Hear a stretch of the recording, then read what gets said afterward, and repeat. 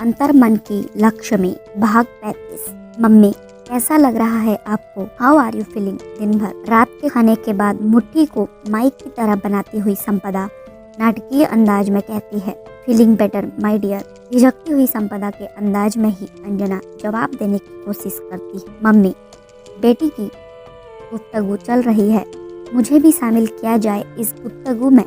विन्या घुटनों के बल बिस्तर पर बैठी हुई कहती है, भाभी श्री, अभी कोई गुफ्तगू नहीं, अभी आप मेरे कमरे में आइए, आपसे नाटक मंचन से संबंधित कुछ मदद चाहिए। संपदा विन्या की ओर देखती हुई कहती है। विन्या संपदा की बात पर बिस्तर से उतरती हुई कहती है, माँ आप आराम कीजिए, मैं थोड़ी देर में आती हूँ। नहीं संपदा आ जाएगी, अपने कमरे में जाओ, अंजना निर्देश देती हुई कहती है। विन्या का असमंजस और परेशानी भरा स्वर उभरता है, पर माँ, पर वर कुछ नहीं। लेटने के मकसद से अंजना तकिया सिर के नीचे रखती हुई कहती है। अंजना जानती थी कि मनीष का रात शांति भरे माहौल में आत्ममंथन की आदत है, जो कि प्रारंभ हो चुका होगा और इस समय उसके सवाल उमड़ घुमड़ कर उसे विचलित कर रहे होंगे। अंजना को स्पष्ट था कि इस समय मनीष के लिए विन्या का सहारा और समर्थन बहुत आवश्यक है। ऐसे समय में विन्या ही उसके सवालों का समुचित उत्तर दे सकती है, इसलिए उसने विन्या को अपने कमरे में आने से फिलहाल मना कर दिया था। साथ ही वह समझती थी कि उसे अपने पति के बालिक अवस्था के साथ सहजीवनी संबंध बनाए रखने की आवश्यकता है। अंजना ने इस स्थिति को समझकर अपनी विवेकपूर्णता और सावधानी का प्रदर्शन किया, जिससे वह अपने बेटे बहू के समर्थन में सदैव उपस्थित रह सके। इस तरह यहाँ एक संबंध ही नहीं बढ़ रहा था, अपितु एक दूसरे के साथ सहयोग और समर्थन के संबंध को और भी मजबूत बना रहा था। बताइए दीदी, क्या सहयोग चाहिए? संपदा के कमरे में आते ही विन्या पूछती है। भाभी, सहयोग कुछ नहीं चाहिए। भाभी, मैं कह रही थी, क्यों ना हम अपने इस प्लान में कोयल भाभी को भी शामिल कर लें। संपदा बिस्तर पर बैठती है और विन्या उसके सामने कुर्सी पर। नहीं दीदी, हम ऐसा नहीं कर सकते हैं।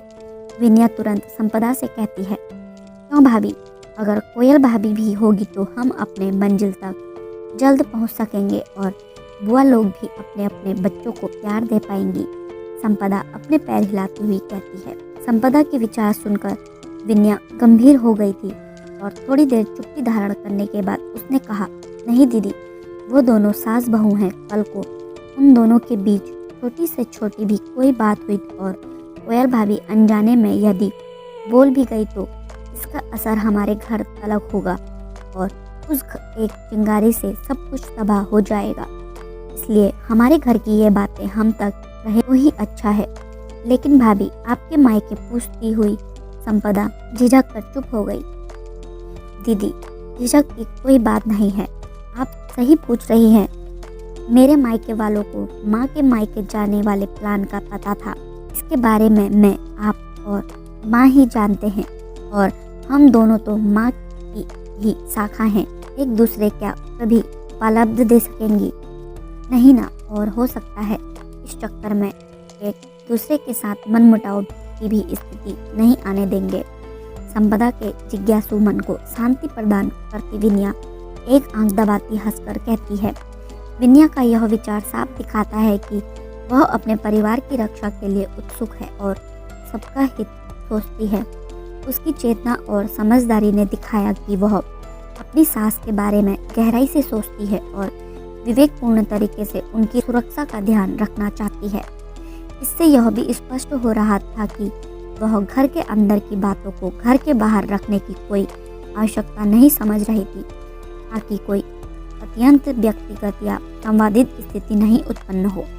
उसका स्वभाव और सोचने का तरीका उसे एक दृढ़ और सावधान सदस्य के तौर पर प्रस्तुत कर रहा था। नतमस्तक माते, उसी उम्र और इतना ज्ञान कहाँ से लाती है माते, चरण कहाँ है माते? संपदा विन्या के विचारों को बिना किसी प्रतिरोध के सहर्ष स्वीकार करती हुई कहती है।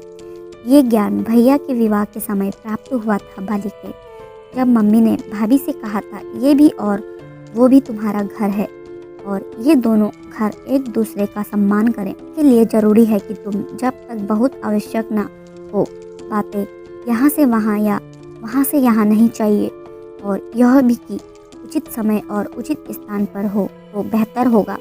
पहले तो भाभी को ये अटपटा लगा था, लेकिन जब उन्होंने मम्मी को खुद से ये करते देखा, अब वो भी मम्मी के विचारों को समर्थन दे सकी। अपने अनुभव के माध्यम से विनया ने महत्वपूर्ण सलाहों को अपनी ननद के साथ साझा करते एक सुरम्य और उदार और समर्थ आत्मविश्वास की भावना पैदा की। संपदा ने भी इसे एक सकारात्मक दृष्टिकोण से स्वीकार किया और वो समझ गई कि सही समय और स्थान पर उचित विचारशीलता और आपसी समझदारी का पालन करना अत्यंत महत्वपूर्ण है। क्या भाभी एक कॉफ़ी हो जाए? संपदा उबासी लेती हुई कहती है। आपके आंखों के लाल डोरे बता रहे हैं कि आप पर निंद्रा देवी सवार है। दीदी, कॉफ़ी का प्रोग्राम कल रखते हैं। विनया खड़ी होती हुई कहती है। ठीक है भाभी, आप अपने कमरे की ओर सिर्फ ले जाइए और मैं आज आपकी सासू माँ को झेलती हूँ। विनया भी बिस्तर छोड़कर खड़ी होती हुई कहती है। गलत बात। विनया झूठा गुस्सा दिखाती है। ये तो अचानक विनया के पग दरवाजे पर ही ठिठक गए। बिल्कुल, ये सौरभ भैया का सिखाया हुआ ही है। उन्होंने कहा, जीवन तो बहुत छोटा है, प्रेम बांटते चलो और इस धारा पर क्या धरा है। इन्हीं हंसी खुशी में जीवन कट जाए तो ही सार्थकता है। थोड़ा खुद हंसो, ज़्यादा जमाने को हंसाओ। और क्या। विनया को ठिठकते देख संपदा चहकती हुई कहती है, जय हो आप दोनों की। विनया हंसती हुई अपने कमरे की ओर बढ़ चली और साथ ही एक नज़र बुआ के कमरे में डालना भी नहीं भूली। बुआ के कमरे में बत्ती की रोशनी से उजाला फैला था और दोनों गहरी निद्रा का सुख भोग रही थी। विनया धीमे कदमों से कमरे में जाकर उनके ऊपर का कंबल ठीक करके बत्ती बुझाकर कमरे से निकल गई। ये लड़की भी गजब है। हम दिन भर इस पर तानों से सर्कस खाली करती रहती हैं और ये आकर हमें कंबल उड़ाकर चली गई। दिन के उजाले में नाटक कर सकती है, लेकिन अभी तो नाटक करने की इसे क्या आवश्यकता है। पूरा घर अंधेरे में डूबा है, कोई देख भी नहीं रहा था। कभी कभी रात का अंधेरा भी सच्चाई का प्रकाश फैला जाता है। मंजली बुआ के चेहरे पर विनया के लिए मुस्कान आ गई। मंजली बुआ की मुस्कान से साबित हो रहा था कि वह विनया के उत्कृष्ट स्वभाव को सराह रही थी, जिसे विनया की असलियत ने रात के अंधेरे को भी एक नए प्रकाश से भर दिया था। विनया धीरे से अपने कमरे का दरवाजा खोलकर कमरे की हल्की गुलाबी रोशनी में कमरे के अंदर झांकती हुई प्रवेश करती है। मनीष सोफे पर माथे पर हाथ रखे लेटा हुआ था। उसे ऐसे देख विनया का कलेजा मुंह में आ गया था। एक दिन में ही सत्य के कई झंझावतों से मनीष का सामना हुआ था।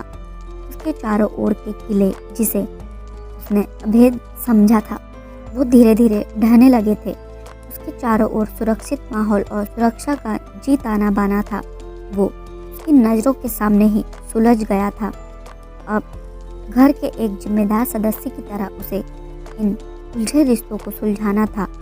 सिर पर हाथ रखे मनीष नए दौर के साथ निर्मित चुनौतियों का सामना करने का निर्णय मन ही मन लेता झटके से उठ बैठा था और बैठते ही उसकी नज़र सामने उसे एकटक निहारती विनया पर पड़ी थी।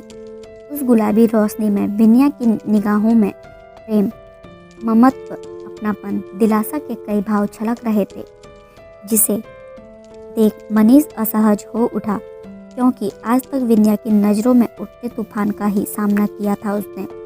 उसकी असहजता समझती हुई विनया ने धीरे से कमरे का दरवाज़ा बंद किया और मनीष के पास चली गई। उसके चेहरे पर सुकून सी मुस्कान खेल रही थी, क्योंकि वो समझ रही थी कि एक नए युग की शुरुआत हो रही है। मनीष था जो अब अपनी जिम्मेदारियों का सामना कर रहा था और विनया ने इसे समर्थन और सहानुभूति से झलकाया। मनीष विनया ने कहा, आज आप जिस ताजगी और उत्साह से मेरे घर वालों के साथ पेश आए, उसके लिए धन्यवाद। उसके चेहरे पर हंसी और कृतज्ञता के साथ इस भरपूर और सार्थक मुलाकात का आनंद भी था। विनया समझ रही थी कि यह समय न सिर्फ एक दूसरे की महत्वपूर्णता को समझाने का था, बल्कि यही से वो एक सजीव और सशक्त परिवार की शुरुआत कर नकारात्मकता को दूर कर सकती थी। नहीं विनया, तुम और तुम्हारा परिवार ही ऐसा है जो अच्छे और बुरे सभी को आत्मसात कर लेता है। वही आज भी हुआ। जिस तरह सभी ने आगे बढ़कर अतिथि होते हुए भी सभी का मान रखा, सम्मान रख किया, वो सबके बूते की बात नहीं होती है। उनके सामने हम तो बिल्कुल खोखले प्रतीत हुए।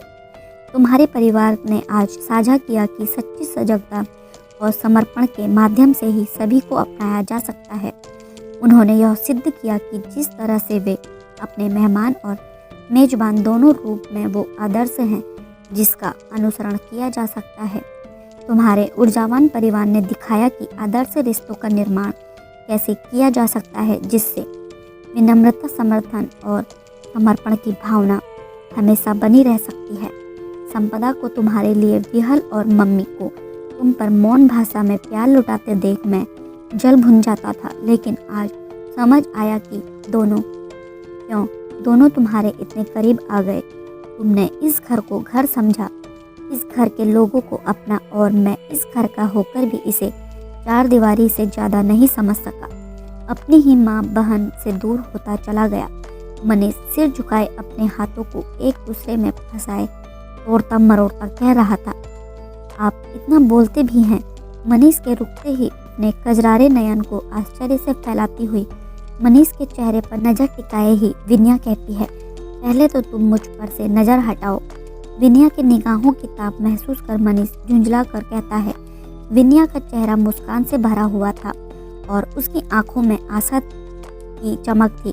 उसकी मुस्कान से भरी हुई आंखों में चमकता हुआ व्यक्तित्व देखकर लगता था कि उसने एक नए युग की शुरुआत की हो। सोफे पर आराम से बैठी हुई नए युग की शुरुआत की हो। सोफे पर आराम से बैठी हुई उसने वचनों में एक खास मिठास के साथ कहा, क्यों आपको डर है क्या? कहीं प्यार ना हो जाए। उसकी आकर्षकता और बोले गए शब्दों में छिपी गहराई ने इस लम्हे को एक सुनहरे रंग से भर दिया था, जो बीत रहा था कि वह मजबूती से नए सफ़र की ओर बढ़ रही थी। उसकी बेबाक वचन को सुनकर मनीष की नज़रें अचानक ही उठी और विनया से जा टकराई। नहीं, ऐसी कोई बात नहीं है, मनीष बहुत धीमे स्वर में कहता है। ओके, यदि हो जाए तो इजहार करने में देर न कीजिएगा। वैसे हम सामने हो और प्यार ना हो तो ऐसे तो आसान नहीं है, विनया पूरे आत्मविश्वास के साथ कहती है। उसके कथन में छुपी स्थिरता और सुरक्षा का भाव दिखाई दे रहा था, जैसे कि वह नए रिश्ते में विश्वास के साथ कदम से कदम मिलाकर बढ़ने के लिए तैयार है और इस रिश्ते को हर संभावना के साथ आगे बढ़ाने के लिए संवेदनशील है। मम्मी अकेली होंगी, मनीष बात बदलते हुए कहता है, क्योंकि इस समय विनया का साथ उसे शीतलता प्रदान कर रहा था और उसकी बातें इंद्रधनुष के रंगों के समान कमरे में कई रंगों के होने का बोध करा रही थी। और अपने दिल में विनया से वो कह भी रहा था, लेकिन प्रत्यक्ष में उसका अहम आड़े आ रहा था और उसने बात को बदल दिया। माँ सो गई है और संपदा दीदी वही है और कोई कमरा है नहीं जहाँ मैं जा सकती थी, तो यहीं आना पड़ा। विनया लंबी सांस के साथ कहती है, हाँ तो ये तुम्हारा कमरा है और कहीं क्यों जाओगी? विनया के स्वर की निराशा भाव मनीष के मुंह से अचानक ही निकलता है। सच, ये मेरा कमरा है। विनया के चेहरे पर बच्चों सी एक निर्मल खुशी आ गई और वो सोफे से उठ खड़ी हुई। और आप? विनया मनीष से सवाल कर बैठी। सो जाओ, कल मुझे दफ्तर जाना ही होगा। विनया के सवाल का जवाब न देकर बिस्तर की ओर बढ़ता हुआ मनीष कहता है, अगर सुबह तक उत्तर मिल जाए तो बताने का कष्ट जरूर करेंगे। मनीष की हड़बड़ाहट और विनया की खिलखिलाहट ने कमरे को हंसी से भर दिया और आज इस खिलखिलाहट से मनीष को झुंझलाहट नहीं हुई, बल्कि उसके उत्साह ने मनीष की झुंझलाहट को छोटी मुस्कान में बदल दिया। आज के लिए इतना ही। इससे आगे का भाग जानने के लिए हमारे चैनल पर बने रहें और हमारे चैनल पर नए हैं तो चैनल को लाइक, शेयर, सब्सक्राइब करना ना भूलें। धन्यवाद।